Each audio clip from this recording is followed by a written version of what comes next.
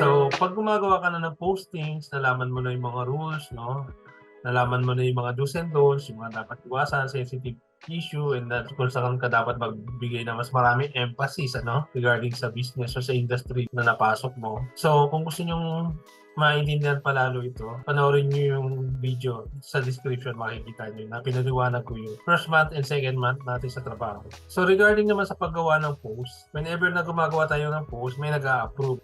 Either yung manager natin, ano? So ang nagiging problema, for example, sinama nila tayo sa isang social media group. And then, ang mangyayari, nagiging parang way ng iba, o dati naging way ko rin, na doon ko pinapa-approve dun sa group na yun, no? Which is minsan nagko-consist ng mga owners, ng manager, ng iba pang mga hindi naman talaga dapat mag-approve. So, ang nangyayari po, nagiging mahirap dahil maraming tumitingin na mata, nagiging subjective siya masyado sa iba't ibang approach ng tao. So, paano ba mapapaliwanag ng mas malinaw?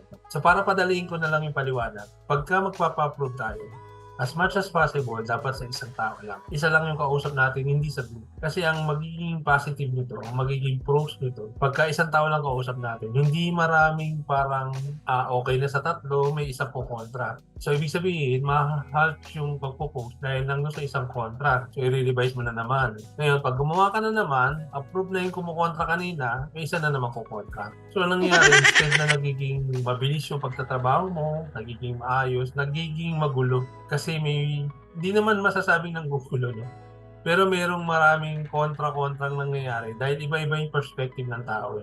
Kaya ang ginagawa ko, once na pumasok ako sa isang company, I make it a point na dapat isa lang ang kausap ko. For example, yung pinaka-above sa akin na marketing, siya magiging kausap ko. Yung directors na iba, gusto nilang mag-check rin ng mga gagawin ko. I will suggest na ito lang ang kausap ko, then gumawa kayo ng another set ng conversation o group para doon kayo mag-usap-usap. So, mangyari, dito ko pa-approve, and then kung okay na sa kanya, maaari niya na ibalik sa akin yung approval. Pero kung hindi pa, maaaring ipapacheck niya pa sa director. So, sila na magkakaroon ng parang pag-uusap, no? Kung may kailangan baguhin. And magkakaroon na sila ng back and forth. And then, pag dumating sa akin, isa pa rin yung kausap ko.